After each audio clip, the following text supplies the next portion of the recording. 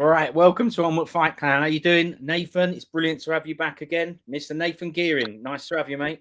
Yeah. Oh, Yeah, yes. brilliant to be back. Yeah, The one-handed version.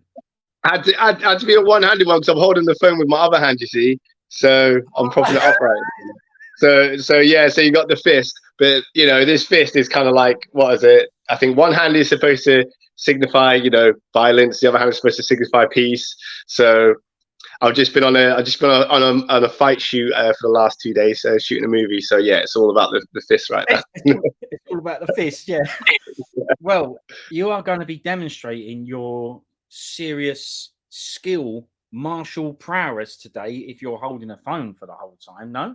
That's going to be tricky. Yeah, that's right. I've got just literally just practice, just holding that position for as long as I can until my muscles clamp up and everything. That's right.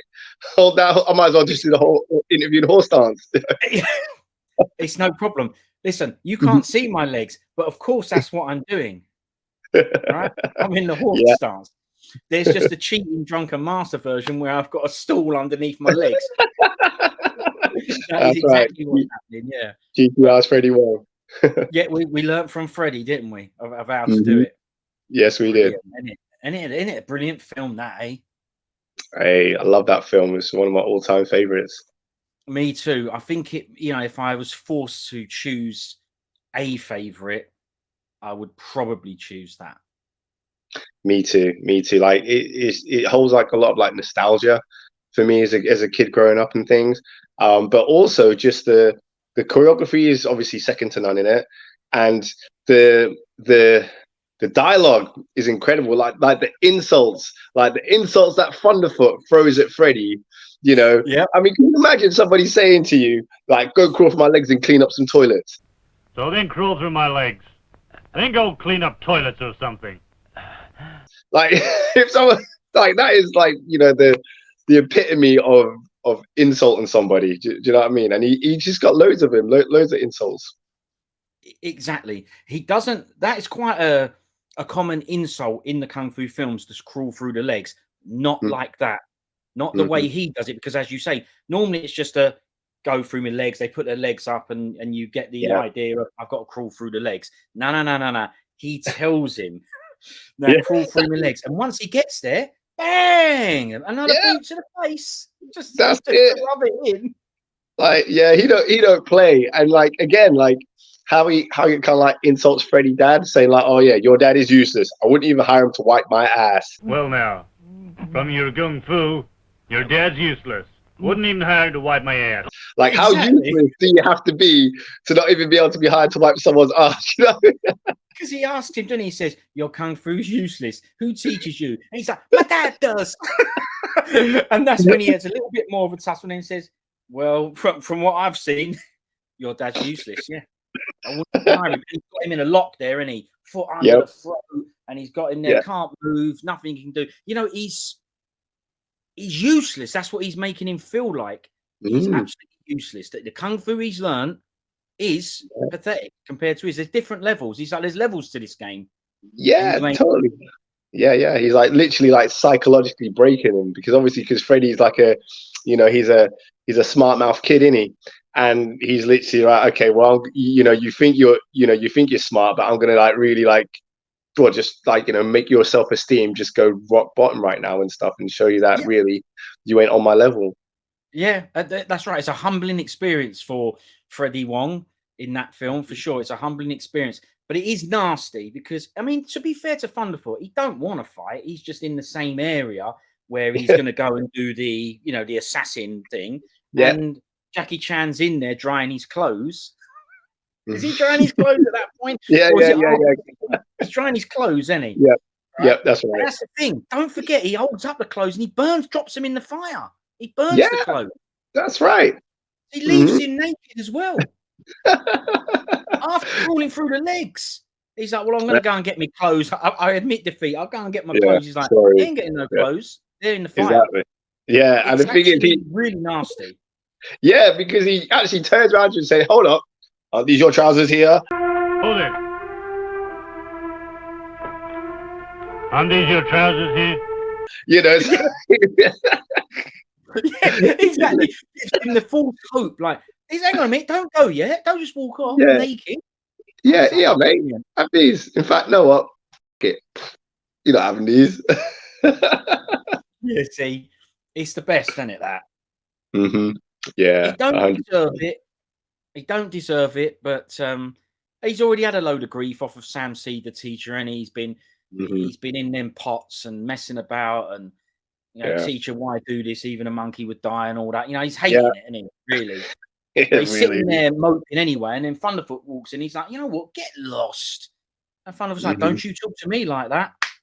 Yep, that's it. I'm about to show you real respect right here by That's disrespecting right. you to the highest level. Of course, we're talking about Drunken Master with Jackie Chan and Wong Cheng Li, which is a brilliant film.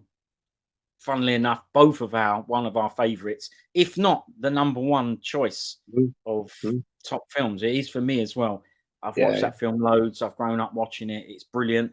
You see, the dubbing is important to us, as you can see, because we are obviously spouting out the words that are in that film, and that's what we've grown up with. So when you watch the original language ones, of course, like I'm sure you're interested in watching it in the original language. Mhm. I am as well, Yeah. and I did when I got the chance. Obviously, I watched it in nice widescreen Cantonese and all that. I did do that, but I've got to go back to the English dub. Yeah, got a soft spot for the English dub because that was our kind of like, like most major and I guess our first kind of like introduction to that film. And that really does mean a lot in terms of how you're introduced to a kung fu movie in the first place is kind of like how much of an impact it will have on you. So if you've got a slightly different version, like for example, I feel sorry for the people that are watching Drunken Master with the new English dub, because Oof, I think it just turns into like a mediocre film instead of like an absolutely incredible film. Um, agreed. so I mean, so sound design and dubbing and things is really important. And it's also like if you watch Drunken Master 2, and if you Yes, watch the English dub, but also you watch the Cantonese dub, like for me, the Cantonese dub is far superior because of the sound effects in the hits are much more powerful than if they are in the English dub when it got released over in the West. yeah. Well, look, this is the thing. What a brilliant thing to bring up there. Drunken Master 2, perfect, because it's the next film in the series, done a long time later, 1994 possibly, and the original was 1978. So there's a big gap between the two films. I believe it was 94 anyway. I could be wrong about that, but it's roughly around that time, I should think. And Yeah. that film, when that came out, I saw that at the late night in Leicester Square.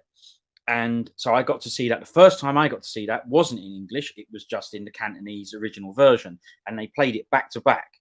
They just played it twice. And I Mhm. went 2 weeks in a row with my bro. So the next week we went back and we watched it twice again. So twice and then twice. And it was brilliant. Mhm. So we loved that film as well. It's not really like the first one. I'm sure you'll agree with that. It's nothing Mhm. like the first Yeah. one, but it's still a brilliant film, a real last hurrah for Chan, showing that he's still got it, and that Mm. film is, I think that's a brilliant film as well. But you bring up a perfect point there that some films are better in the original language and some ain't. Now that one I had some high hopes for because I believe he dubbed that himself with his own Mm. voice. Yeah, yeah. Mhm. And I thought, well, this is a good new way of Mhm. dubbing films, but it ain't. And the thing is, him dubbing himself, fine, but that film is wrecked. Terrible Hollywood style wind effects, weedy Yeah. sound effects. And you've just Mhm. mentioned it there. And we're going to get onto this because you're into filmmaking now. We're going to Mhm. get onto this. The sound design for me is massively important. And that Drunken Master 2 had excellent sound design as it was when made in Hong Kong. And that American or US release or whatever it was completely wrecked that film. Terrible. All because of one aspect, not the English dub, the Mm. sound. Yeah, Bad. yeah. Yeah, Awful. completely. Yeah, and like you find, I think I saw a a, a podcast by Eric Jacobus, and he was talking to some Westerners about that film, and I think it was that film, and about the sound effects, and the people in the US, they preferred the US version than the Cantonese version in terms of the sound effects, and the reason being was because I think he said they felt that it allowed it helped them get into the story and help tell the story more so than the other version. I mean, for me, I personally disagree, but I think again, it probably matters in terms of if you've been brought up on Hong Kong cinema or if you hadn't, you know. And I Right. think, you know, so I think for, you know, it's different strokes for different folks. But for me, they should have kept the Cantonese version for sure, with the To sound effect. me, the film is the film. So make changing it to adapt to a different audience, you're changing the film, and that's not the final product. So okay, I understand that there's evidence there that whoever came up with that sound design and said we're going to release this in the West, whoever came up with that sound design, as their head screwed on, there's evidence there because there are people that are going, no, I prefer this version. However, it's not the product. That is not the product. The product was done and dusted and made.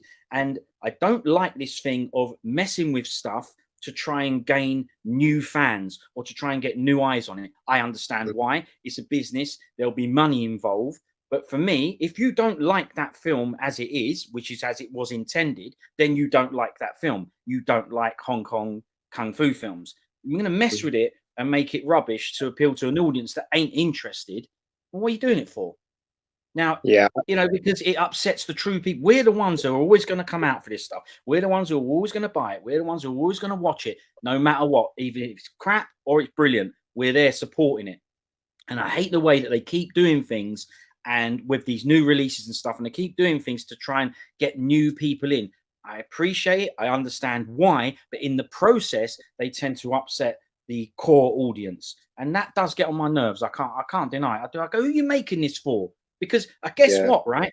I did a chat about a Hong Kong drama, a Lewis Koo film called Vital Signs, and in that I got the ump because he came over. That's why I went to see it, because he was doing a Q&A afterwards. And they were chatting about the old films and this, that, and the other. And they grew up watching Chow Yun Fat and Brilliant and all that. And I just went, what? Why are you not making films like that? If that's your inspiration, why are you making weed films with rubbish sound effects and CGI and crap like that? Because they're sort of going towards Hollywood and going, we're looking at that as inspiration. It's like, hang on, why don't you take a step back and look at your own films as inspiration? You've done bucket loads of brilliant films with Johnny To that are amazing, that I love. There, look at your own films for inspiration. And they're making rubbish sci-fi with CGI and all that, with basically with no one in it because they're in robot suits. It's like, who's this for? I'm the one buying the stuff, right? I was sitting in that crowd. I had a bag full of flipping films with Lewis Koo in, bucket loads of them. I'm like, yeah, I'm the bloke, but you don't please me. You're pleasing people that ain't interested. The girl sitting next to me said to me, oh, this is the first Lewis Koo film I've seen. That's no problem, right? She wanted to chat about the film that she'd just seen. I got no issue with that. She's a lot younger than me, and she's new to those films, if you like. She said she watches Chinese film, but she said, oh, this is the first Koo film I've seen. I'm like, well, there you go. And I thought, what was your impression of the first Koo film you've seen? And it weren't very good, her impression of it. Had she been to see one of the old Lewis Koo films, they're not even old. He's still a modern day actor. Maybe her impression would have been, this guy's brilliant. So it makes me go, look at the impression you've left on me as an old fan going, you know, that weren't great. You're barking up the wrong tree here. And an impression on a newer, younger fan, I went, well, she don't think much of it either. So you're pleasing no one here. Yeah, and I feel you. I think, you know, they are missing the mark a lot of the times when they try and, you know, cultivate a new audience. But I think that whole grass is green on the other side. It's like, you know, the East wanted to be more like the West, and like the West now wanted to include more like Hong Kong style action, like since like The Matrix, for example. You know, they want to be, you know, more Eastern and things. And obviously, you know, they'll you know, ultimately always be Western just with a bit of Eastern influence, or ultimately be Eastern with a bit of Western influence. But I think I think what, you know, what it is kind of like they do kind of miss the point, because, you know, they've got a fan base, and that fan base is there for a reason. You know, it's because they liked, you know, the original stuff that they put out, and they want to keep seeing that. But it's kind of like, I mean, you see, you know, with the Jackie movies in it, like when, you know, Jackie went to Hollywood and things, and like how his style changed up quite a bit. I mean, yeah, you know, it's still very much Jackie's style, but it got less powerful and less hardcore. in terms of like if you look at like the likes of say like Police Story or even like Wheels on Mills, like a lot of Jackie's films when he came to the West was more about him running away and using his environment even more so in comedic ways and things. So he kind of like lent that way more because he knew that the West could kind of like digest that more so, because when he tried to break the market in the West before, it didn't have the success that he wanted to really. So I guess it depends. It's like, are you happy with your fan base or do you want to conquer the world? Do you know what I mean? I guess it's like we want to go in it. Jackie Chan had this thing of conquering the world, breaking into the West all the time in the back of his mind. And you bring up a good point there of the films that he tried to make to break into the West before. And so we'll mention them: Big Brawl, Battle Creek Brawl, and The Protector as two prime examples of that time, around 1980. And those films, they weren't successful. And I mean, I liked them because the Jackie Chan, I liked everything he'd done, but I can still see the difference in them and go, well, these aren't good examples of Jackie Chan films. And then they did not do well in the West. So again, who did he please? He pleased no one. Those films weren't successful with us, and they weren't successful with your so-called new audience because you changed everything. Now, he didn't. In his mind, I know he was always saying, what I'm doing works for everyone. It's a global thing. And he was right. But when he went to the West, obviously people told him, well, you've got to do this because they don't like that here. And as you probably know this, with Protector, he stayed after the shooting was finished and made an Asian cut of Protector, which has massive sound effects and loads more action in it, and is way better. I first saw that on a booted VHS, a Japanese print, and I went, well, this is what it should be like, So he knew that the usual fan base wouldn't like it, but you have other people telling him, if you want it to succeed here, it has to be like this. But as you say, it didn't work, Yeah, and that was the thing. I mean, like, I really felt for him because he wasn't able to direct his films and stuff when he was over there in the beginning, and so he was kind of like in another country where they were saying, okay, well, this is how it's done over here, this is what's effective over here, and so you obviously you're gonna listen to people who are supposed experts in that market. And that was it. And big respect to him now. He's found his balance and his style in terms of being successful in the West now and in Hollywood. And it's a great gateway because people can then go back and watch his older stuff and be like, oh, okay, like for example, like some of the guys in my stunt team, for example, their only experience with Jackie was Hollywood Jackie. And then one of my guys, for example, that I was on set with yesterday, I was like, let me show you some real Jackie. And like, so I started off showing him like the end fight of Young Master, which is power. Yeah, right. I mean, for me, like that is the greatest end fight of all time. For me, that is. And the reason is because both people go on a massive journey during that film. Like Master Cam and Jackie in that film. So them two cats, you have. So Jackie starts off, using some hand movements and hand shapes. Quickly, gets licked up by him, and then all of a sudden he's really reluctant, and he's hesitant in his movement and things. And then there's tactics going for, okay, he finds out his legs are tough, so then he's got to go for his upper body. So then he goes to his upper body, but then he gets his joints locked up in loads of different positions, so his hands are all mashed up.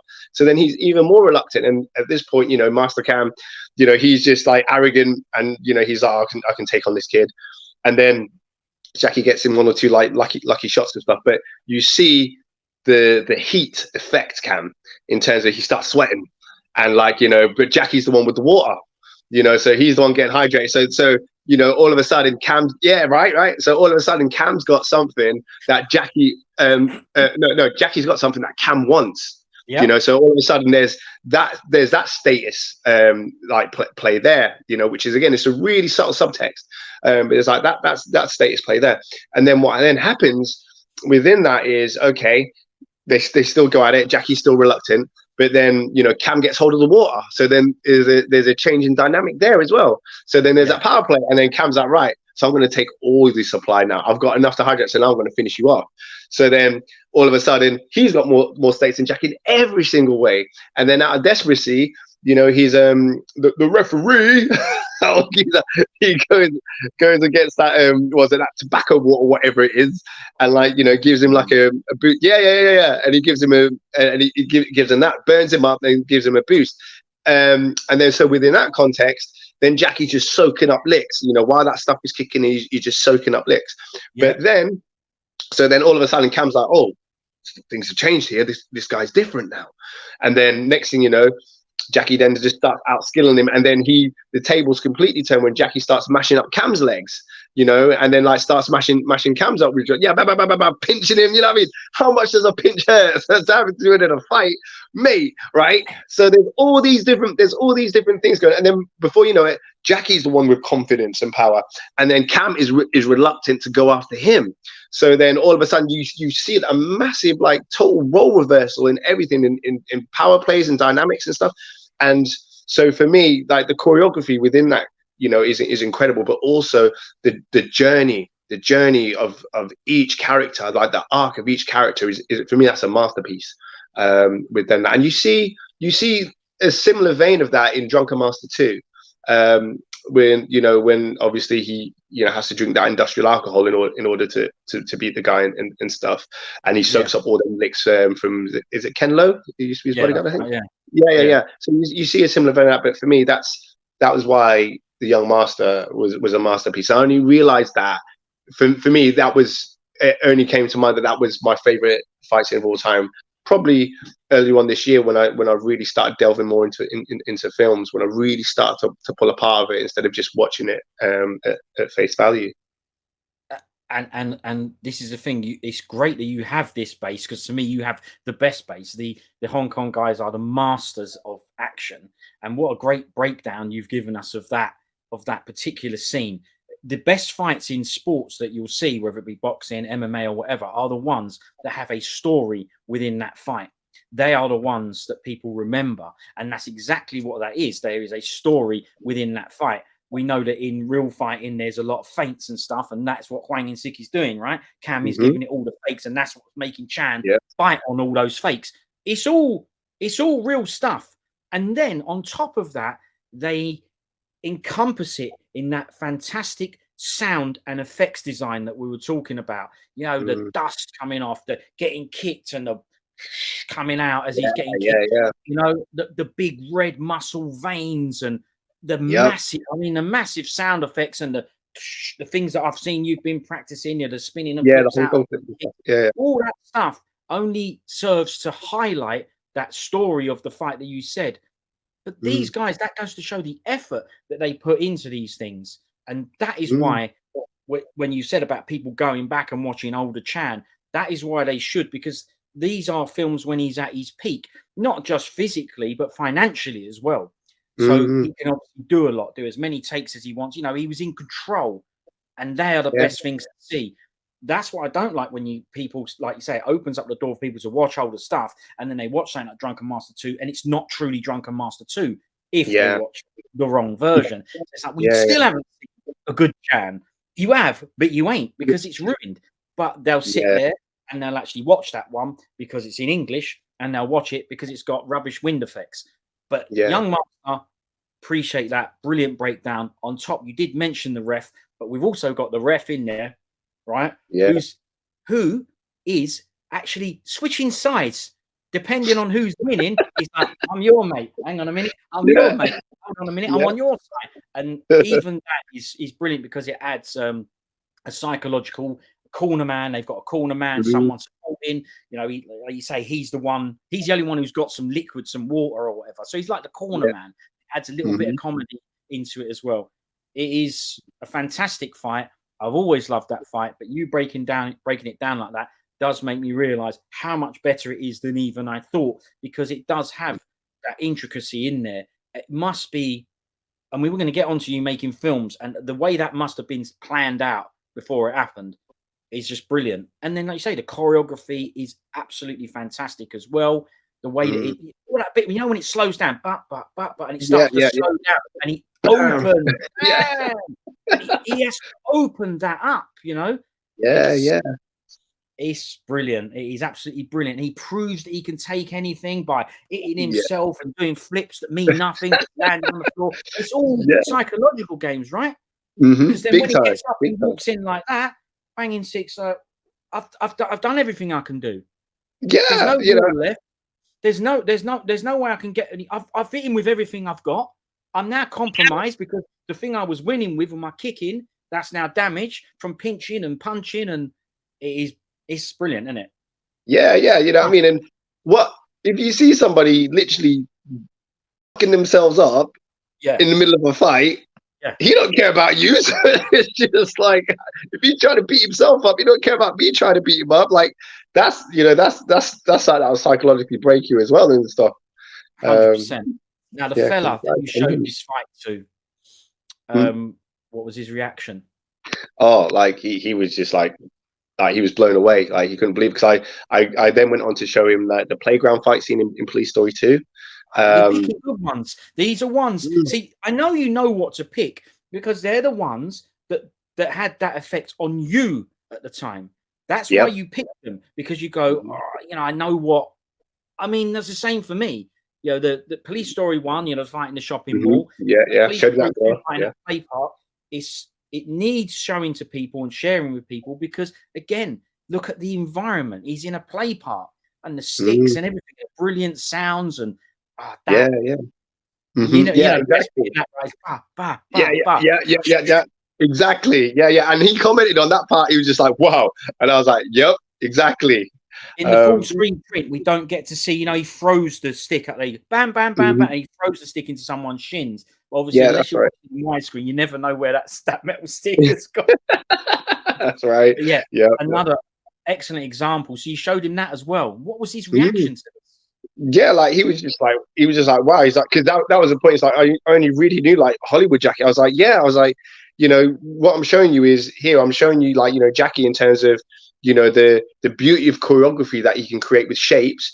But I'm also showing you how gritty and tough, you know, he can be within his fight choreography and still use the environment in the ways that, you know, that he's doing in Hollywood, but how he's doing it to be like much more, you know, much more tough and gritty and less less comedic, just so he wasn't just always, because it's a lot of people do just pigeonhole as Jackie as only being able to do comedy, but it's like some of his fights are like hardcore, mate. Do you know what I mean? Definitely. And like, you know, don't get me wrong, there's comedy within those movies and the comedy is brilliant, but you know, you can't just pigeonhole Jackie and say that he can, you know, he can only do, you know, fights that only have a bit of comedy in, because you know he can throw down with the best of them, and that's why, you know, he was, you know, considered one of the greatest. You know what I mean? 100%. This is why we love the guy, right? Because as you say, he has that when he needs to draw that out, he draws it out.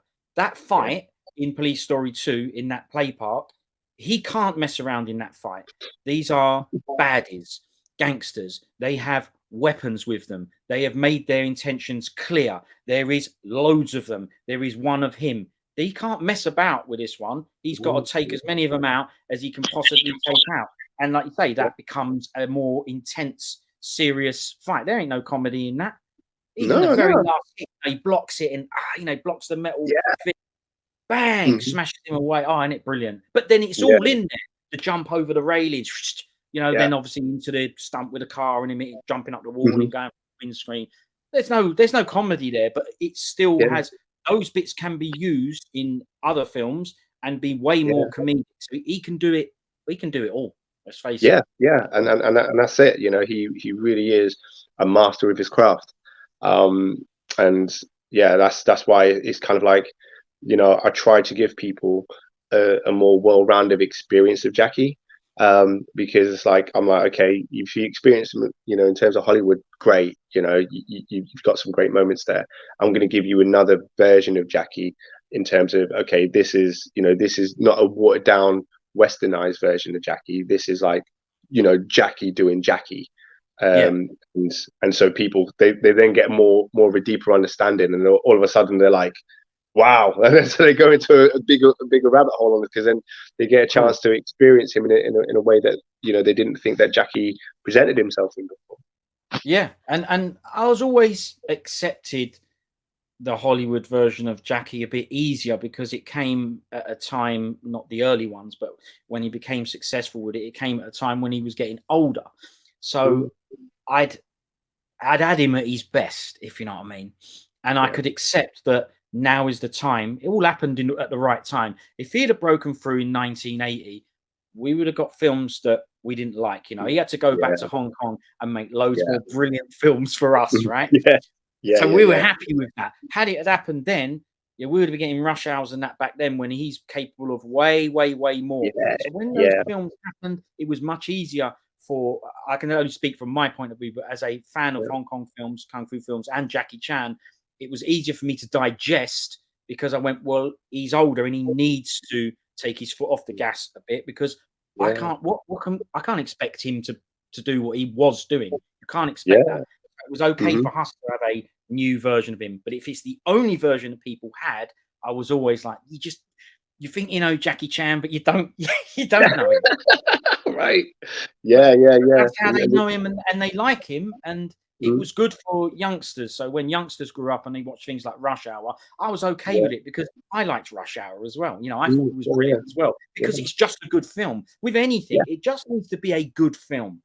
If he's underutilized, then it obviously winds you up and goes, yeah, he's made better than this. But that was good. That, you know, it was done. It was a good film, regardless. Whoever was in it, it would have been a good film. He did, in my opinion, make it better because he added a little bit of Chan into it.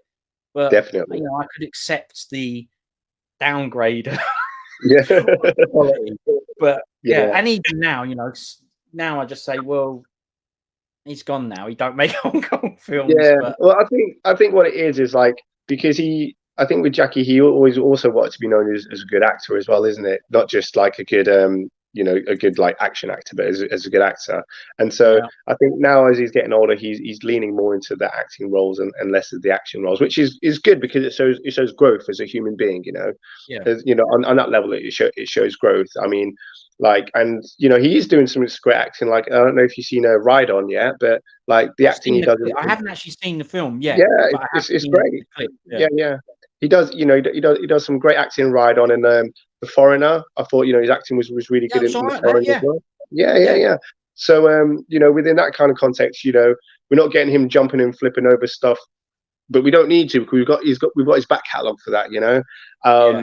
But so to see him kind of like grow in another area which isn't so physically demanding on him, but he can, you know, because he's got infinite potential to grow in terms of being an actor for the amount of time he decides to carry on making films. So I think, you know, I appreciate him for what he's done, and I appreciate him in terms of where he's going in terms of growth as an artist. You know, within his craft. So for me, that's where I'm at with Jackie and where his career trajectory and things. See, now Rumble in the Bronx was when it happened, wasn't it? That was the film where it suddenly worked. But if you think about that film, even though it has a Hollywoody style to it, it is basically that era Jackie Chan film in English. And they use the technique of saying he's a Chinese bloke who goes to the Bronx, which was Vancouver, really. Goes to the Bronx. And that's why he speaks English, and he speaks English in that film. And so there was the immediate appeal. But to me, that had just about, it was Hong Kong enough, you know.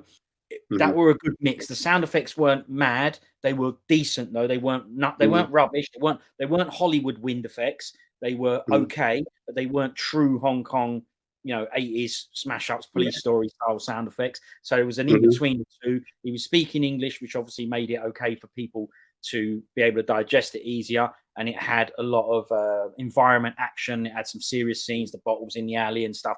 So it was a good. I get why that works. But if that was just a Hong Kong film, it would have just been a good Chan Hong Kong film.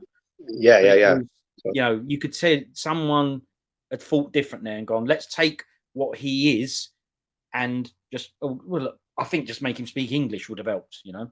Yeah. Let's just you know showcase his skill set and not try and change it. Just let him do what he does best. You know, at the end of the day. Exactly, but that's what I'm saying, because it wasn't an American film. He did just make a Hong Kong film that he thought he did what he's always said. I know that this is a global thing. I know my style. He was always confident that what he does is good enough for everyone. Yeah. He'd already been in bucket loads of markets, you know, just not the West. I mean, he had a very strong UK market, for example. We love the guy, Yeah. you know? Like, yeah, So, it was almost like everywhere bar America. Like yeah. he was big in. He was huge in. Yeah. So it took him to say, well, I'm going to stick to this and make it that sort of is a good blend. That one was a good blend. Yeah, I can see why it works. But on this sound effectsy whole thing, I'll mention it to you in case you don't know. Toby Russell said to me recently about Crouching Tiger, Hidden Dragon, because that was the first film where my aunt asked me to come and see it at the cinema. My aunt. This is my aunt that had been telling me, I'm going to call you out, Auntie Joni. Not that she'll be watching, but maybe I'll ask her to watch this one because I've never told her. I've never told her. So I'm going to tell you now, Auntie Joni. She said to me, you've got to come and see this film. It's Crouching Tiger, Hidden Dragon. It's brilliant. This and you've got to come to cinema and see it. You're telling me about a Chow Yun-fat film. You're telling me I'm okay with that. But the reason I felt like that at the time is because this is someone who would have told me that I'm watching garbage, rubbish Chinese films. Laughed at me watching them is the truth. You know, she used to laugh at me watching them, and now I've got her telling me to go and watch one. So I did. I went and watched one at the cinema with her, which was unheard of. I don't go to the cinema and watch Chinese films with my aunt because she's no interest in that. So the marketing works on this one because this one she was interested in. And I thought, well, it's going to be dubbed then, isn't it? Or it's going to be in English. And it was subtitled. And I was sitting there pretty confused with this going, what's going on here? Why is she like this? You don't watch subtitled films. You don't watch Kung Fu films. You're telling me to come to this. And she was blown away. She was absolutely loving it. And I'm sitting there going, this is crap. Yeah, I never liked it. Now, I've got no problem with the flying around and stuff like that. But why doesn't she have a problem with the flying around? If there was any big jumps or flying around in the films I used to watch, it was stupid. This isn't realistic. Why are you watching this? It's crap. But now, because it's put into this whole, I don't know why, you know, marketing thing, she was all good with it, which was, I found strange. And for me, Crouching Tiger wasn't a good example of a Chinese martial arts film. In my opinion, from what I'd seen before, this was too arty for me. It was too flash for me. Now, the reason I bring up Toby and what he told me is because he said that the reason it didn't have good sound effects, he said someone remastered it before and did like loads of wicked sound effects on it. And we watched a clip. He showed me a clip of a fight and it was way better. It was the same fight, but it had brilliant sound effects on it, Hong Kong style sound effects. Someone had just bashed them on it and it was way better. I says to him, but we know that's better. Why wasn't it like that then? And he said, because Ang Lee knew that if he did that, people wouldn't take it serious. They would take it like what my aunt says about the old films and go, I'm going to take this serious. It's one of those rubbish Chinese chop socky flicks or whatever. So he was smart in that way. But again, it's another example of, well, I can't say it didn't work because it didn't please me, but it did please a bigger whole other audience. Yeah, and this is a thing. I mean, there's a lot of things to unpack there. Like, so I always find it funny where people are like, "Oh yeah, that wouldn't work in a real fight. You wouldn't get this," and it's like, but you'll happily have Rambo, one person, take out a whole army of people, and it's just like, by the way, do you know what I mean? So I'm just like, you know, it always makes me laugh when people are like, "Oh, that's not believable." It's like, mate, it's a film. Like, you know, suspend. You know, how about you suspend your imagination for a little while, and just immerse yourself into it. Because if you wanted to if you want to go on a whole realism thing, most of these things in a lot of these action movies that a lot of people like, they'd be dead after the first, after the first 2 or 3 people come at him. So I'm like, so you can't really say, oh, that's not realistic on one hand, but this is realistic on another, and scoff at it. And like, no, let's just all just embrace a movie for what it is. It's a movie, and just embrace the beauty and the art of it. And people will take different things away from it. But yeah, I think it really does. it really does depend on kind of like what your taste is and what you're used to and what you've been introduced to. I mean, I think we were lucky because we got introduced to kung fu movies at an early age, and so for us it was easy to accept those meaty sound effects. It was easy for us to accept people jumping and flying because obviously within those films that was commonplace. And so even within that kind of context, you know, because those films gave us a window into Chinese culture to a certain extent and Chinese history to a certain extent, we understood, oh, okay, yeah, so back then, it was quite possible that people were flying through the air and things like that. And, we just suspended our imagination to believe that. And as a kid, you can definitely do that. Yeah. Whereas these days, that wouldn't happen unless it's a superhero movie. Do you know what I mean? But like, again, if they just reframed it, well, why don't you look at all these people in these movies as superheroes? Because, they're doing stuff that the average person can't do because they don't know kung fu. Do you know what I mean? Yeah, that's right. They have more skill. They have other skill. Yeah. And this They is stuff did the that, same with the Belling films. They used to say that, didn't they? Like, oh, he's got a sword hanging out of his belly and he's still fighting. It's like, yeah, it's fine, whatever. Treat it as a fable, a comic book, whatever you want to look at it. Yeah. I'm loving it, so no problem. He ain't done yet. He can't go down yet because he's got to protect someone, or there's loads more people coming in, or whatever it is. There's a reason he's still going with a knife or whatever out of his belly. Yeah, totally. So yeah, I think people just have to take things with a pinch of salt and just enjoy it for what it is. And like, if you can do that, then you have a better opportunity to experience the film in terms of how it was intended, rather than how you think it should be. Yeah, I agree with that. No, very, very, very well put. Very eloquently put. I agree with that. But I will say the last point on Auntie Joni is, I wonder, Auntie Joni, how many more Chinese films you've watched since Crouching Tiger, Hidden Dragon? I'm going to take a guess at 0. And I still watch them and still have seen loads, including the whatever it is, Destiny next Crouching Tiger one, which was also crap. Yeah. But I'm saying that well done. You opened it up to a new audience, but I'm just taking that example. Maybe other people watched Crouching Tiger and became fans of that genre of film. I don't know, but I can take the example that I do know. I will have to check with her, of course. She could be sitting there watching Drunken Master right now. I doubt it. Or any of the newer films. I doubt it.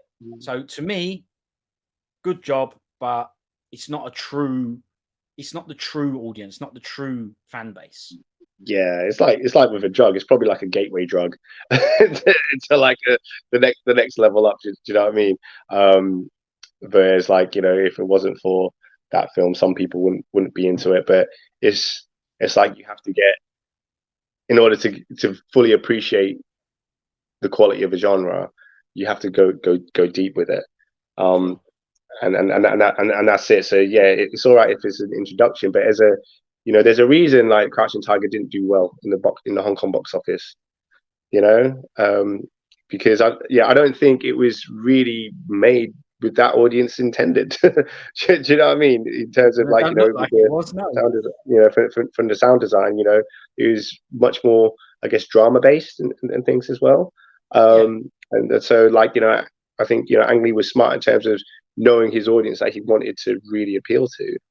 So kudos to him for that. But in terms of as a standalone martial arts film, there's some nice cinematic moments in it and things like that. But in terms of the fight choreography, I mean, I love the fight scene between Michelle Yeoh and Zhang Ziyi, the younger girl, and when they're going through all the different weapons.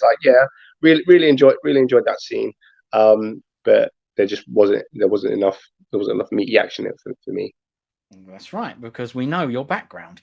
Now, last time we had a chat about all sorts of things, from actually practicing martial arts and kung fu to breakdancing and kung fu movies. And we've just spent loads of time talking about kung fu movies as well. But that's all right, because I like chatting about kung fu films, and it seems to me like you do as well. So I hope you don't mind, because I didn't mind. I love it. I love it. Yeah, man. Me too. But because you've watched films and you've had a brilliant base because of the films you have seen, you have got into actually making films as well now. Mm-hmm. Is that because of your passion, your love for, you know, the Hong Kong films? Is it just about you applying yourself more than just watching? Because a lot of people get this, don't they? They say, you know, they listen to music and go, it's not enough to listen to it anymore. Now I need to pick up a guitar or whatever it is. It's not enough to watch a kung fu film. Maybe it'll inspire me to go and actually try and learn kung fu. Is this the same Yeah. thing? Is this the next progression? So I think for me, this kind of like this progression, it has come at a point where I was just tapping into my inner 8-year-old, if I'm honest. And I was like, what, you know, if I was to set no limitations on myself, or no societal limitations on myself, what is it that my inner 8-year-old wanted to do?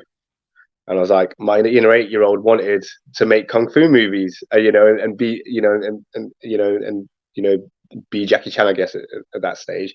But I really wanted to get into and to make films, and I'd already made a multi-award-winning short film a couple of years ago, called Still a Slave. Now, even that film, it wasn't like a martial arts film per se, but it had like a flaming rope dart, which obviously a rope dart's a Chinese weapon. It had a flaming rope dart, and that was combined with breaking to basically express some really powerful metaphors. And so I was like, well, I obviously must be pretty good at this filmmaking thing. It's the first one out the bat, you know, out the gate is won like multiple awards all over the world. So I was like, okay, let me lean into that, but let me really lean into it in terms of what I'm really, really passionate about, which is martial arts and kung fu. Let me make those movies that I want to see. And I've gone from, you know, trying to cover the whole spectrum from, you know, classical kung fu shapes. Like me and my 12-year-old daughter, we have like a little kung fu series when we're literally using like you know, old school smash mouth kung fu style, and we are using the old dubbing sound effects, you know, the punches, the hits. So yeah. So for example, like we've used some of the sound effects from Pedicab Driver from the Summer film for a lot of our stuff. And again, like they've gone down. There's such a hit with everybody that season. They absolutely love them because we have like the choreography there, but we also have like, you know, the old school, you know, like slow motion, or like for example, the eagle claw coming in and like grabbing somebody and licking them up, and then it goes. So we've got like, you know, all those kinds of elements. I'll have to share some with you. I've actually seen one of those clips, and the reason I remember seeing that clip is because as I was watching it, I knew those sound effects were from Pedicab Driver. I recognized them. They are very distinct, considering the time that it was made. They are a very distinct set of sound effects, which, you know, some of them are similar to other films, but they are Pedicab sound effects. They kind of sound like he's punching a sack of rice. Yeah. That in that scene at the end, there is blokes eating rice. Yeah, boots the rice out of their mouth and stuff like that. Yeah. So maybe that was by design, but those sound effects are different. Yeah, but like anybody that knows Hong Kong cinema will know those sounds, and so that was why I deliberately use those sound effects to pay homage to Hong Kong cinema. And so with me and my daughter, we have like a little series, and it's basically child abuse, as in my child abuses me, like in every single one. I mean, like there's always like a little caption. Like I think the first one we did was like, I just said that Haagen-Dazs was better than Ben and Jerry's, and she's kicking my ass using Tiger Claw. And then there's another one where like what was it? I say I eat the last of her favorite cereal. So then she beats the living daylights out of me for doing that. So there's always like kind of like a little caption that goes with it. Yeah. But we have a ton of fun making them. In fact, I'm going to be putting another one online in the next day or so, actually. That we've really done, which is fun. So watch out for that one. But yeah, we have a ton of fun doing that. So do everything from like old school kung fu shapes, basically, right through to like kind of like you know, police story style, you know, fight choreography and Pedicab Driver style fight choreography and things. But I've got to use kind of like my skill set that, you know, I've got as well, and that's why I incorporate breaking into some of the stuff that I do as well. I always incorporate the breakdancer because, again, with breaking, you know, those people that's ever done breaking and accidentally kick somebody doing a power move, that person gets floored, you know, or like, you know, that. So there's a lot of impact in those moves, and also the movements are very dynamic.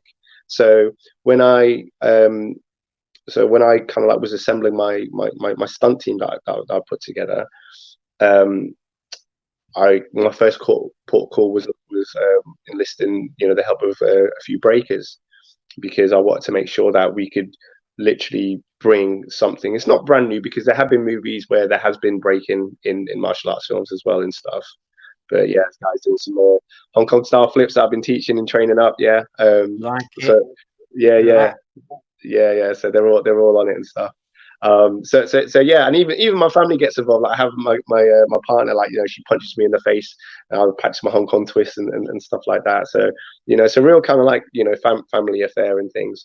But yeah, so we train kind of like all styles of fight choreography.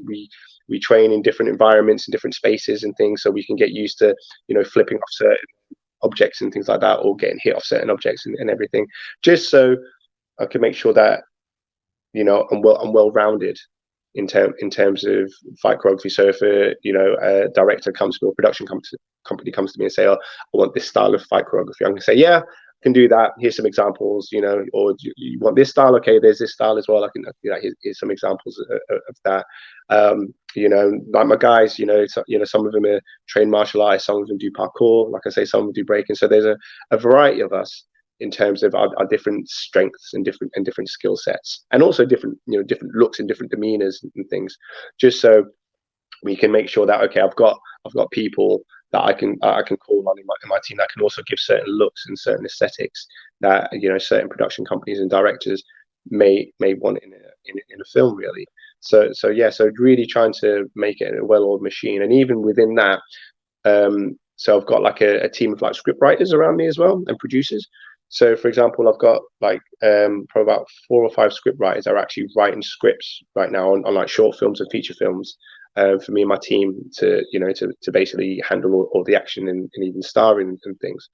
And like, you know, some of those script writers, they grew up watching old school kung fu films as well, so they get it. that's handy, isn't it? Yeah. Yeah. Do you know what I mean? Which is wicked. I mean, like this one guy, shout out to my boy John Archer.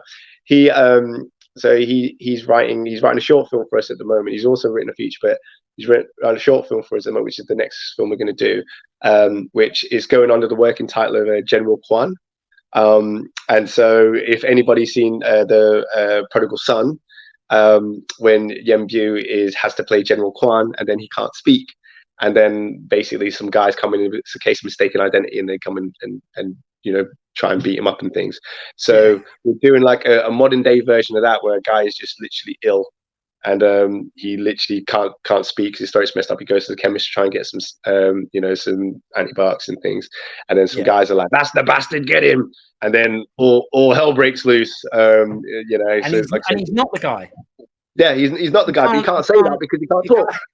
Yeah. So yeah, so like, you know, there's you know, so there's little, like, you know, little tip of the hats and homages to, like, you know, Hong Kong cinema in terms of what, you know, what we're doing with that. He's also writing another film that's actually having both our daughters going to be, because our daughters are around a similar age, like, and within that film, kind of like they basically end up having to beat up some kidnappers, but they are going to be Jackie and Samo from Project A. You know, the scene where they're fighting together, where they take the super guns. Exactly. Exactly that. So into the yeah, you got it. Tune. Yeah, all that stuff. So yeah, so there's little like tips of the hat. So those people that who know will know. Do you know what I mean? So even if there's like some modern style stuff that we do, or even some Hollywood based style stuff that we do, there's still going to be enough for the hardcore fans to know, oh, okay, there's that little tip of the hat there, or there's that there, or actually it's just pure Hong Kong action that we're doing for a certain one and things. So yeah, there's going to be something, but I've got to, you know, for me, I want to bring, you know, that Hong Kong style to the forefront. Obviously, give it my own spin and own flavor to it, but give it something that I know that, you know, the most discerning of, you know, Hong Kong action cinema goers will be like, yeah, that was wicked. You know, There's a I link enjoyed there, that. yeah. And that's interesting because I was going to ask you about that. Now you're a filmmaker as well. Mm. How you go about um, doing what we said we don't like about combating what we don't like, or what people ruining stuff. But you've explained there about it's a job for you and you need to Mm. show various different styles because you need to be employable to be able to do this, that, and the other. So if someone watches some of your stuff and goes, I thought he was into kung fu films, why has he got rubbish sound effects? It's like, because Yeah. someone is going to want rubbish sound effects and a Hollywood style type Yeah. choreography. So yeah, you have to show that you've got that broad scale. So that sort of answers my Yeah. question of, you know, how you're going to deal with it, because you need to do what you like and what you enjoy doing. That's what keeps you doing stuff, because it's what you enjoy. But at the same time, you need to make it, you know, successful. And Yeah. that's Yeah. how you've done Totally. it. You know? Yeah, and this is it. Like, so for me, it's like at this stage, you know, it's very much so, because obviously, you know, when you get employed to be like an action designer or a fight choreographer, you're not in charge of the rest of the film. You're literally just in charge of the action. And even within the Right. action, you know, you're not in charge of the edit. And that's can be one of the most heartbreaking things. Like if it's somebody else's project and they're editing, they don't understand like fight action in the way that you do, or they don't envisage it in the way you do. Because even if you give somebody, say, like they call them like previs, even if you give somebody like a previs, that, you know, then you do the fight choreography and it's shot on set exactly how it was shot in the previs. Once it gets to the editor, you know, the editor's got so much power in how they choose to tell that story. It doesn't even mean they're going to stick to using the same shots, the same angles and things like that. They may change it, you know, completely. So it's kind of like, once you're a fight choreographer, when you work on other people's projects, you have to obviously just give the best fight choreography you can, but then it's like, it's out of your hands after that point, unless they're gracious enough to let you be in the room with the editor and they're happy with that. Because, for example, you can do incredible fight choreography, but if you've got a director that wants, you know, that camera work that's really jerky, so when someone gets hit, the impact gets, you know, amplified by the camera moving or shaking, then obviously that's ruined your aesthetic in terms of the shape that you've created with your body movement.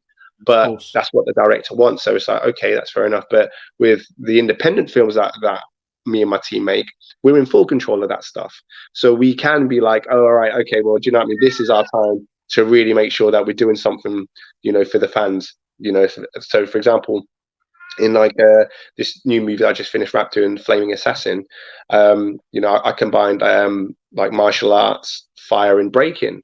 And the reason, you know, breaking's heavily in that is it doesn't look like a hip hop film, but the reason breaking is in that is because a lot of people that watch old school kung fu films, they're into, yep, that's still from it, you know, they're into, you know, they're into hip hop, you know, so they understand where the breaking element comes in. So they kind of like will get their fix within that, as well as the fight choreography and the aesthetics on it are like, yeah, mate, when you see it, like, yeah, it's wild. Like everybody that I've shown, like, you know, they've been like super blown away by it, in terms Right. of little fight scenes and things.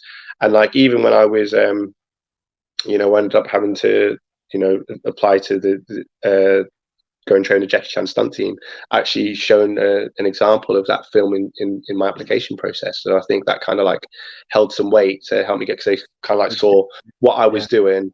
There's not many other people out there that's putting these elements together. I mean, for example, there are a few films that have breaking and martial arts in. There are a few films that have martial arts and fire in, but there's not many that has fire, breaking, and martial arts in. So Yeah. yeah, I've not seen one yet. yeah. So you So will. let's rewind a bit. So when you decide you want to make films, how does that come about? You say you got a team together. Let's just rewind a bit. You come up with a name. What's the company name? Where did you find the blokes that you know, or sorry, Yeah, men and women, of yeah. course. Where did Yeah, you yeah, find the team, the crew?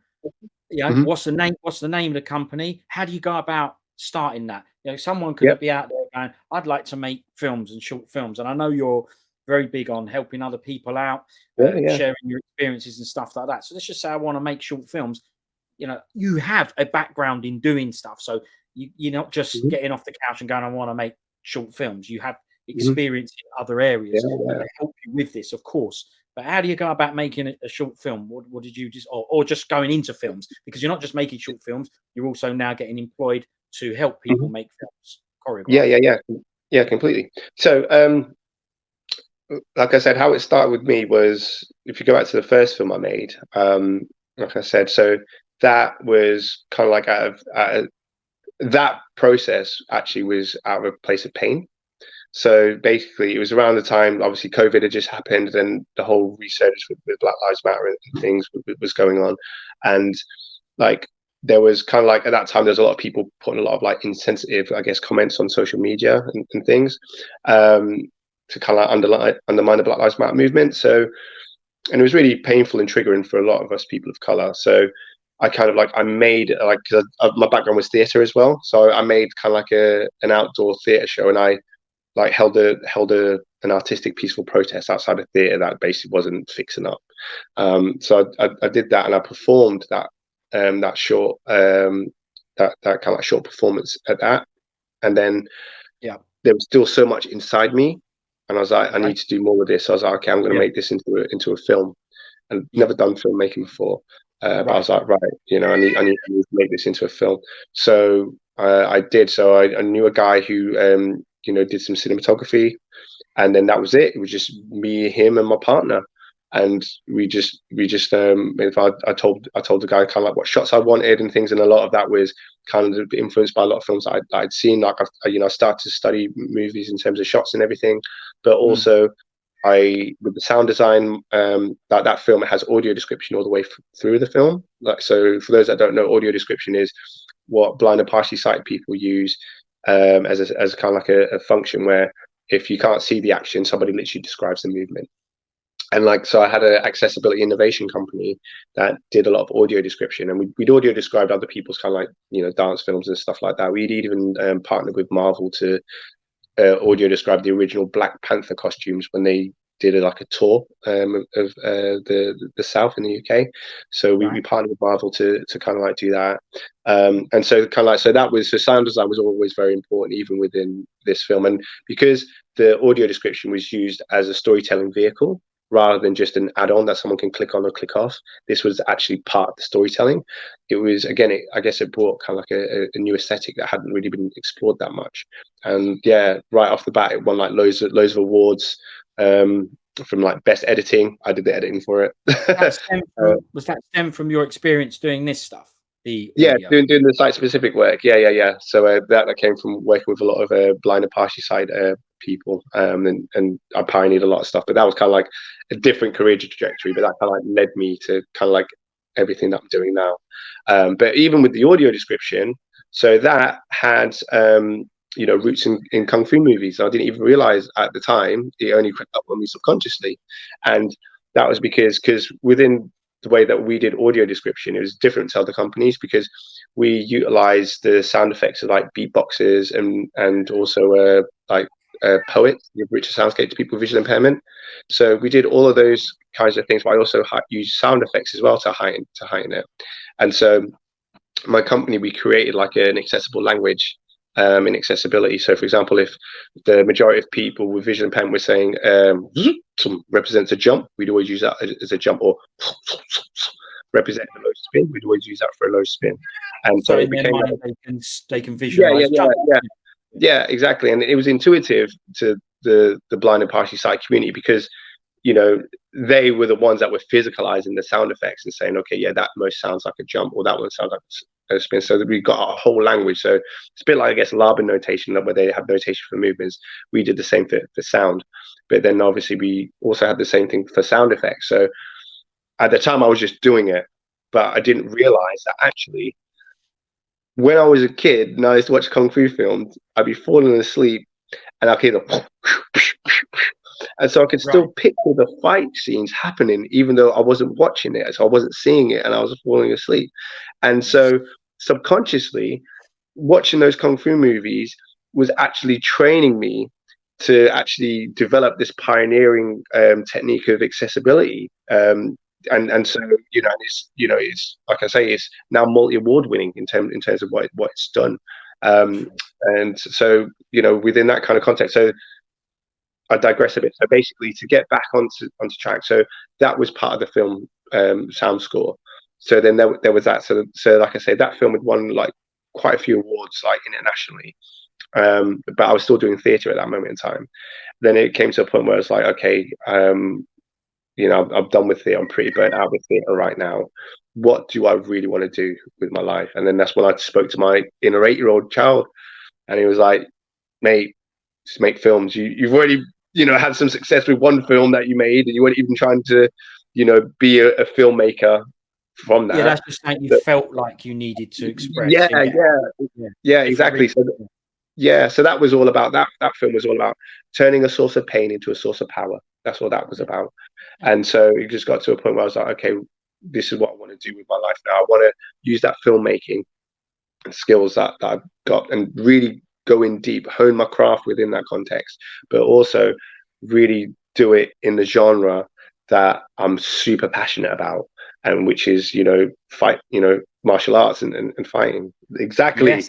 So that was it. So I went into that. So I just started to put the word out in Sheffield. So actually, tell a lie. So no, okay, I'll go back. I'll go forwards. I'll go back. So then, in terms of that, so I just started like just trying to connect with the local filmmaking community in Sheffield, which is obviously where I live. And just started saying, okay, I'm a fight choreographer. I do a lot of fight choreography, and by this time, I've been honing my craft only from about, in terms of actual fight choreography, it was only from like April to July, I want to say. So it was quite a short space of time, but I was doing it every single day, like just banging out every single day, like watching as much as I could, filming as much as I could, getting out, you know, getting people just to film with. And then they were saying that, you know, there's no one in this area that's really doing action. Like all these films that's being made are dramas or comedies in British, and there's not many like, you know, martial arts action, unless there's like, you know, modern day gun explosions or that kind of stuff. And so all of a sudden word just started spreading. Oh, there's a guy out here that actually does fight choreography and action. And then before you know it, I'm getting, you know, filmmakers contacting me wanting to, you know, work with me and collaborate with me. But again, I was making sure that I was putting, you know, things that I was putting up were of a certain quality and things. And so, for example, this scene that you've got up now. So it was, so I've been mentored. I've been fortunate enough to be like mentored by some great people. So Kevin Lee, big shout out to Kevin Lee. He's an actor out in China. He's a British guy. He got discovered by Wu Jing, and he's actually plays one of the characters in a Wolf Warrior or Warrior Wolf. I can't remember which way around the film is. I can't. Wolf Warrior. Yeah, and he's been in the Jackie Chan movie like Dragon Blade and things like that.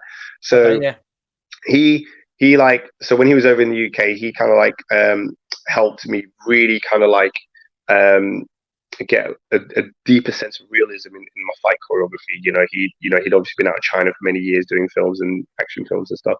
So, you know, he really kind of like helped me in terms of, okay, let's really get, you know, the quality of the, you know, of the movement up.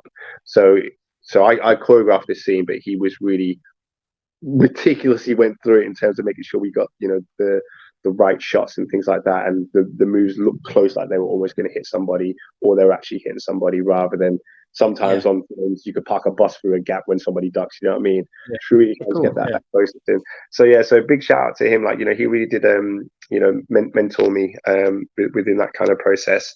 And before that, I was fortunate enough, and I think this person, Kevin Lee, sorry. Kevin Lee is his name. How did you connect with him? How did you meet him? Facebook. Believe it or not, like social media.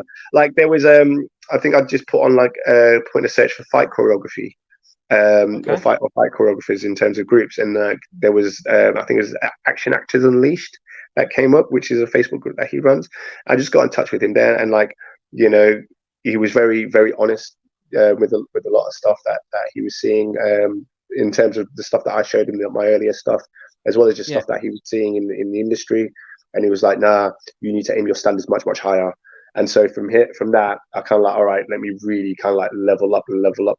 So he kind of like really made me have a I guess, an even more meticulous approach to how I was going about things. But Yeah. the actual catalyst for me really making that conscious decision, okay, I'm going to really pursue kind of like fight choreography and action acting, was Cynthia Rothrock. So with Cynthia, and what happened was with Cynthia, she had yeah, that's very often Black Creek. So what happened with Cynthia was she was doing a seminar at UK Mass, the UK martial arts show, basically, and she was doing some seminars before that, a few days before, like just in Sheffield. And so I went along to a seminar, and I, met her, lovely woman, and then I got in the car, I was about to leave. And I was like, Nathan, what the hell are you doing? You're wanting to get into like Hong Kong style action. He's one of the best to have ever done it. So you need to get your ass back in there and ask her if she does like private lessons and stuff. Yeah. So that's what I did. I shot my shot. I got out my damn car, went back in there, and I just said, "Oh, Cynthia, I was wondering if you ever did like private lessons on like Hong Kong style action." And she was like, "Oh, I do, but like my schedule is really hectic. I don't know if I'll fit one in with you while I'm, here in the UK." Long story short, she managed to fit some time in. So, but because she was doing like seminars like pretty much across the country. So then she ended up saying, "Okay, I've got this time. I'll be at this hotel," which was a hotel like on just off a motorway, basically, like probably about 2 hour drive from mine. So we literally went out on the grass outside, and she gave me a private lesson there. Okay. And then within that context, she was like, "You're good." She was like, "Do you ever get out to the States?" And I was like, "Well, I haven't been since pre-pandemic." She goes, "If you can, yeah, I'll put you in the film and put you around people." And then so it was there. I kind of like got the opportunity to be part of the Black Creek production. But within that film, like my main thing was going there was to basically be shadowing the fight choreographers and stuff, which is Mike Moller, who's an incredible fight choreographer. So I basically went there to do that. But you may see me like as Richard Norton's henchman, like in the background of a couple of shots and stuff, just stand there looking mean and things. So yeah, got a chance to meet Richard Norton and Keith Cook as well, which was brilliant. Obviously, from China O'Brien days, they were like my heroes and things. So it was great to kind of like see them in action, and like they all still got it. I even got Richard Norton to be able to say his iconic line to me, which is painful. Yeah, brilliant. So that was brilliant. So I'll be able to share a bit of the BTS bit behind the scenes on that once the trailer from the film's been released. So yeah, stay tuned for that.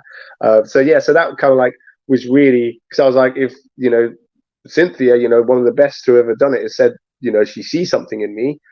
Then I was just like, wow, okay, let me really go into that. And then after that, I met Kevin. I was fortunate enough to meet Kevin, and like I said, he like mentored me in terms of how to really have that kind of like master eye in terms of making sure you're doing like kind of like good, high stand quality fight choreography and things.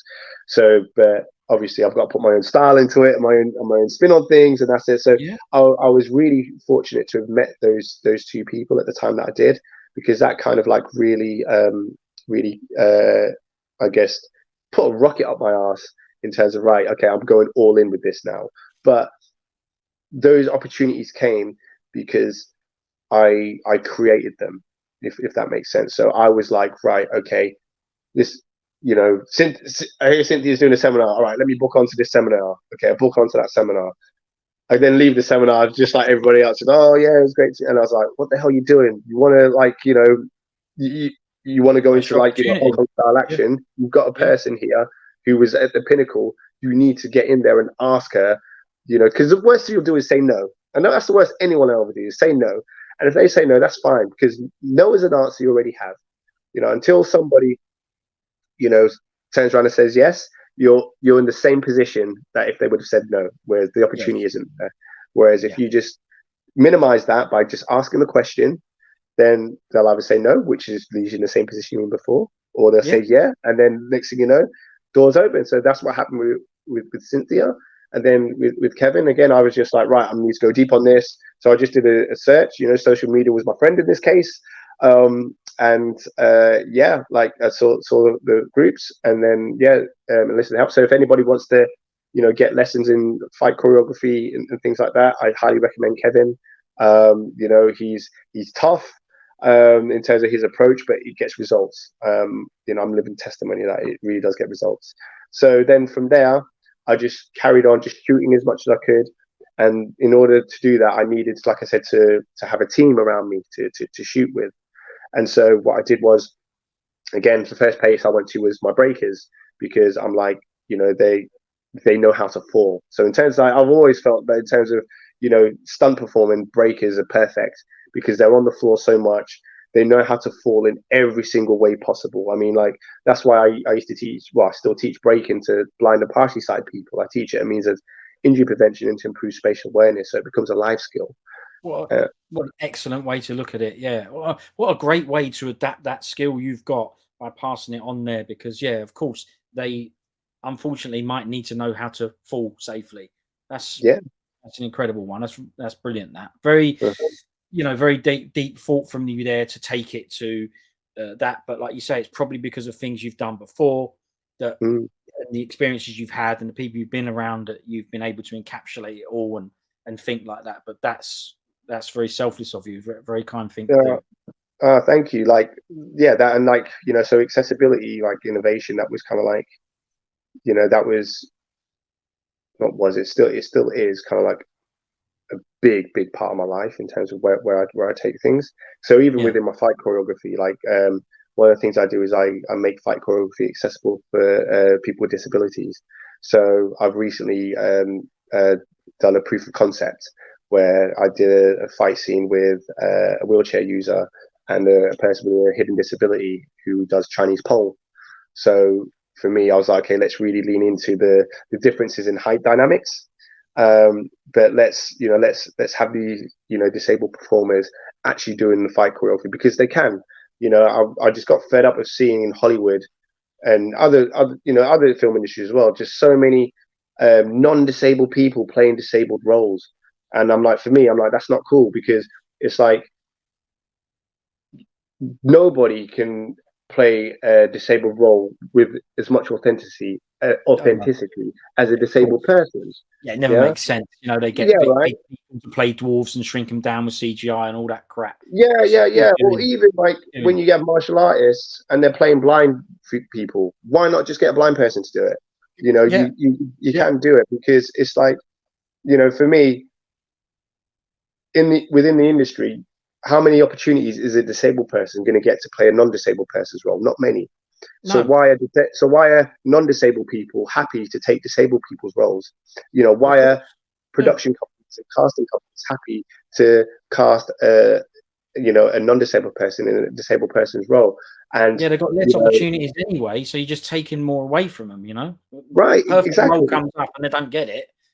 Yeah, right. And that's it. So for me, but I was like, okay, maybe part of the reason is because there's not many lived examples. So I was like, I made like that proof of concept to show it can be done, and I'm not the first person to do it.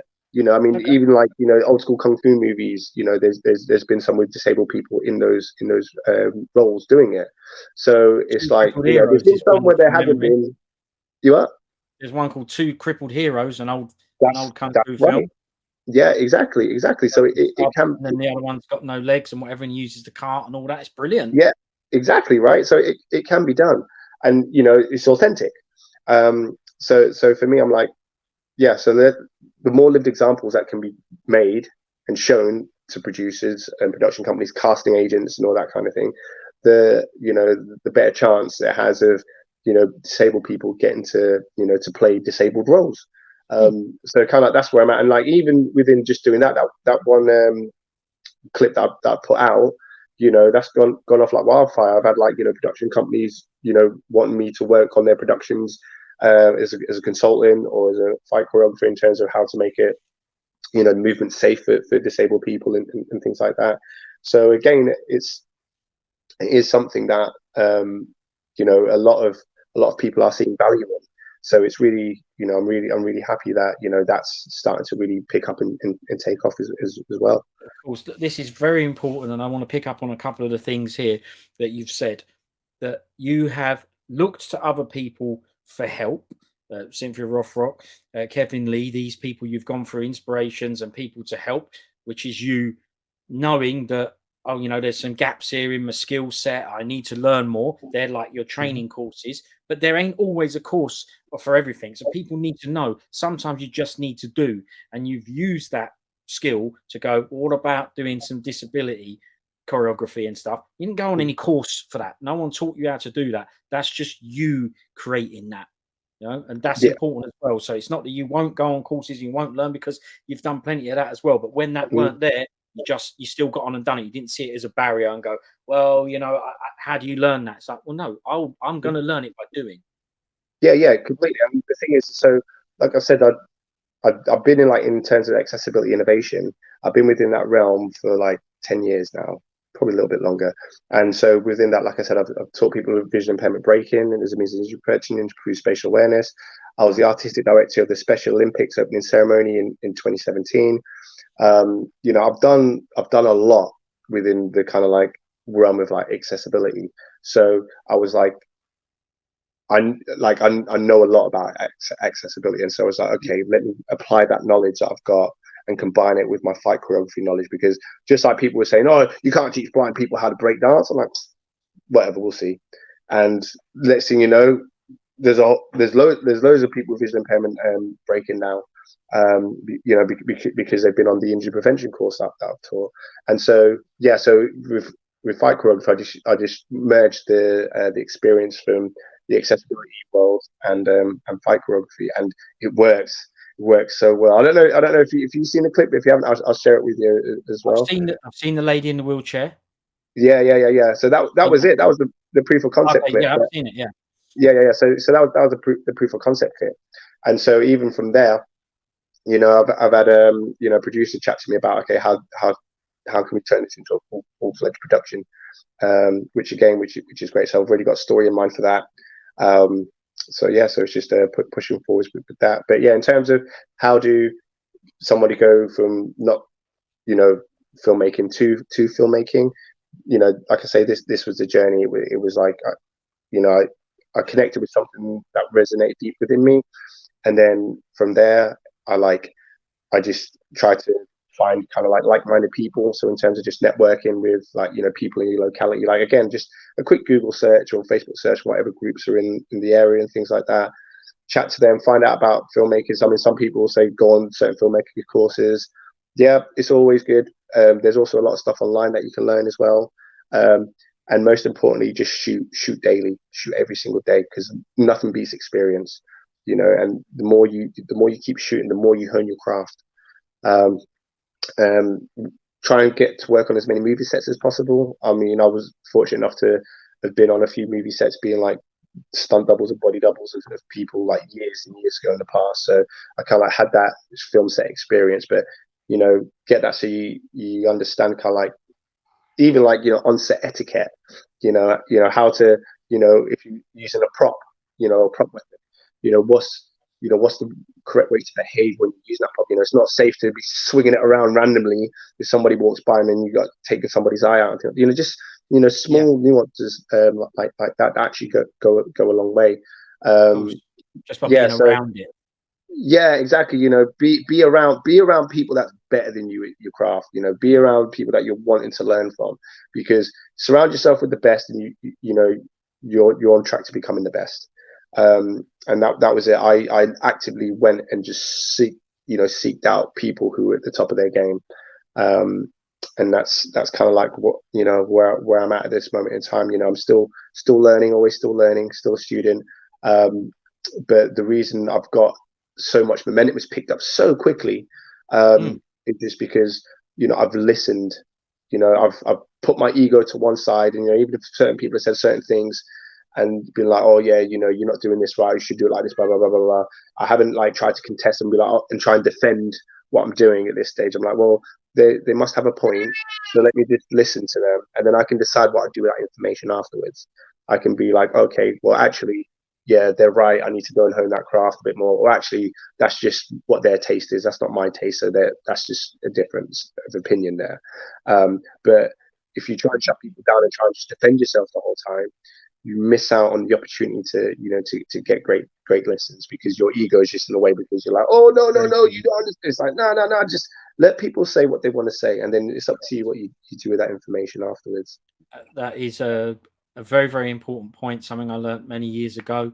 I'm still, you know, working on it now because I do a lot of the chatting, but yeah, listening is very, very important. A guy taught me that long ago without trying to teach me it. It's just where I learned it a long time ago, luckily. And it's a very useful, I don't want to call it a skill, but it kind of is, to switch yourself off and go listen to what they say. And you're absolutely right, like what Bruce Lee said, you know, you take the things that are useful, throw out the stuff, and whatever the line is that he says. And that is true, because you're right. You take those things on and go, well, look, that, like you say, it's not for me. But you won't know that unless you listen to it, absorb the information, and later on it might be for you. It might be something that they said that crops up later, and you go, you know what, that's going to come into play now. But the important thing here is that you didn't just get up off the sofa and do this. You have a lot of experience in martial arts and watching martial arts films, and obviously breakdancing, which is going to help with the stunt work and stuff like that. So there's a lot of experience here. Obviously, you're happy that anyone wants to speak to you, they can get in touch with you. What's the name of the company that you created for this filmmaking? So it's RM Action Design. So RM stands for Rationale Method, which is kind of like the company's name in terms of the accessibility innovation work that I do. So this is kind of like encompassed within that, because obviously I do accessible fight choreography as well within that kind of context. But basically, the Rationale Method is basically, it just means that we always find a way. You know, if somebody says there's no way, we always find a reason. We always find a way to make the impossible possible. So that's kind of like where that comes from. So yeah, so it's RM Action Design. You can hit us up on Instagram, or like on, you know, we've got a page on YouTube and things like that. Or hit me up at nathan@rationalemethod.com. If anybody wants to just reach out, or just wants any advice, or just to have a chat, you know, more than happy to help any way I can. Well, there you go. Look, so look, the thing is, I'll put all those links up. It's RM_action_design on YouTube and Instagram, and Nathan_Geering on Instagram as well. But they're both your pages. And what a perfect message to, we'll leave it on that, right? We'll leave it on the message of basically, where there's a will, there's a way. If you want to do something, then just get on and do it. Shoot your shot, take your opportunities. Nathan is living proof of that. I'm learning much more now. There's a lot of things that I'm trying to do here. And sometimes my brother's in my ear. There's times when I think of it on my own, but there's times when I don't. My brother will be in my ear going, well, why didn't you give him your card? You know, say it afterwards. But he stopped saying it afterwards, like what you did. And there has been times where I've come out and gone, that's true. And I've gone back in and gone, excuse me, yeah, sorry to disturb you again. But, you know, and I've spoke to him again. And but now it will be actually while it's happening, so he's learning as well and going, don't tell him after, tell him now, you know. So sometimes he'll actually physically be in my ear going, card is the key word, you know. It's kind of like the code for do more, you know, do you think this will be a good one or whatever. And so we're all learning to do stuff like that, but it's all about doing what you want, and what truly makes you happy is the important thing. And that's a perfect one. Where there's a will, there's a way. I mean, that's brilliant. Yeah, 100%. And just to also give a shout out to Tom Pickering, who is the guy that I've just done the action design and fight choreography for the new film that we just done this weekend, actually, called Temper. Yeah, it's a wild film in terms of, like, there's absolute madness on set. Like, it's like I guess you could say it's like a chase movie. It's got a bit of, well, it's like Jackie Chan style, but like more like police story Jackie Chan style, mixed in with, I guess, some John Wick style aesthetics in terms of lighting design and things. But yeah, like this film was wicked. Like so many like pool cues got like broken. So many props got broken. Like hammers got broken. Like everything on set got like smashed up. But like it was well worth it. It was such a wicked production. And I'm actually doing another film with him tomorrow, which is actually a horror movie. Which I played the lead in, doing some stunt work in that as well. But yeah, it's So just in this yeah. film, you're in this film. Mhm. You're actually in this film as well as Yeah, working on the film. Yeah, yeah, this yeah. one. I'm in. What I'm was in it this called film. again? Sorry, So this one's called Temper Temper. So Temper Temper. Okay. there's this film, and then the other film. Oh, what's it called? I think it's called uh, oh, uh, A Good Catch, or The Perfect Catch. I have to There you go. look at that. Breaking news. We're getting early breaking Yeah, news yeah, here. yeah. And then Flaming Assassin. Like I say, that's coming out in January and the January time. So that's the fire and the breaking and the martial arts film. Really excited about that. Like, yeah, there'll be some great aesthetics that not many people will have seen before. So yeah, keep your eyes and ears peeled for that. But yeah, lots of film projects, like literally just back to back with film projects at the moment. Oh, You know, I've still got building momentum. more to discuss, but I'm thinking to myself, well, if you don't mind, he might have to come on again because I ain't done. And if you've got the time, I'm happy to carry on. No problem. Yeah, I'm yeah. happy to carry on Well, because yeah. Well, I've got a dash now. I've got to go to a meeting now.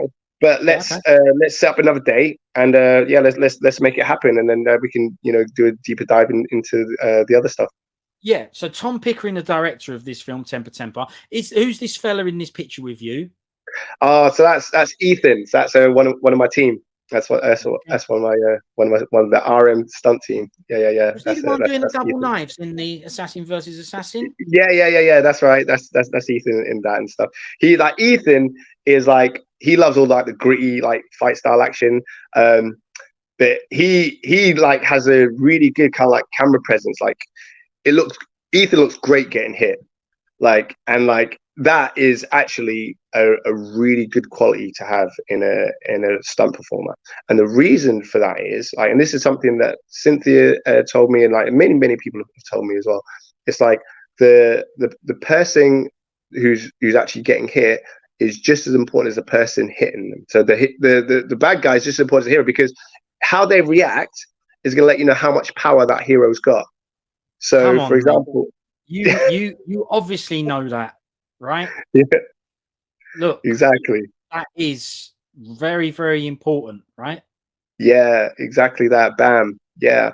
Because if you're not so it's all about, reactions and being able to sell that reaction. Because, you can get on set and like, a star may like the way that you react to them being hit, and they may then call you in on another project. Because it's also when you're starting out, unless you're making your own stuff, it's it's quite rare that you'll be cast as a lead star straight away. So you'll be like a henchman, or you'll be like a bad guy or something. So you have to be able to make the star look good. And so, you know what I mean? So almost like their fate is in your hands to a certain extent, because if you don't react well, they'll just swap you out and get somebody else in. So anybody wanting to get into fight action, I would say make sure your hip reactions are on point. It's so important, and Ethan's great at that. Look, maybe we need to ask Ethan, but how did Ethan become good at that? Did he actually get hit for real and then learn that way? Like with Ethan, like, so I taught him fight choreography. Like he was one of the breakers I taught originally, and he just naturally was good at it. He was just naturally good at selling hits and stuff. I mean, you get tagged once or twice. When you're doing fight choreo, that's just part and parcel. Obviously you don't want it to happen on a regular basis, but even the best get tagged from time to time because timing and space issues. But so he's been tagged like once or twice, as we all have.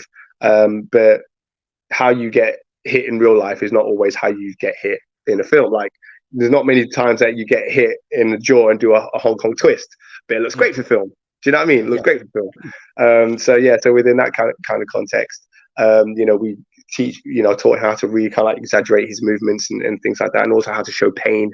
That's also like really, really important. So there are all these skills, if you want to be an action actor, are really important to be able to master. Well, there you go. Right. Look, I've got more, and as long as you're happy to come back on, then Yeah. I've got more questions. This is very interesting to me. I've got plenty of questions to ask you about, and I want to talk about your new films and everything. So, and all the films that you've done. I've got more stuff that I could show, but The time is the time. And Yeah. like I say, as long as you're happy, I'd love to have you on again if that's okay with you. Yeah. More than happy. More than happy to keep talking. Yep. No, well, I appreciate it. I've really enjoyed that chat. Loads of kung fu film chat, loads of movie chats. Brilliant, love it. And of course, some inspirational stuff there as well. A lot of people to get things for people to get their teeth into. You know, I appreciate all your time, Nathan. Again, thank you very much for agreeing to come on and coming on, and thank you for being so open and honest with all your chats. I love it, mate. Thanks very much for doing it. Yeah. Thank you so much for having me. I really appreciate it. I'm going to give you a one-fisted pay respect. And I'm going to give you some peace now. Oh yeah, look at that. So yeah, we'll top the tail it. Oh, go that side. Yeah, exactly. Look, no. For me, it worked the other way. Yeah. Oh, does it work that way? Oh, me, it's mirrored. Yeah. Just Oh, okay. Go closer to your right. Go close. Yeah. Now back a bit. No, bit more back. Now go towards you a bit because you're too big. Yeah. Right. Yeah. Yeah. We there? Wicked. Naturally, I had the guard up. See. Yeah. I didn't even notice that. I just looked there and went, "What am I doing with my other hand?" I was like, well, yeah.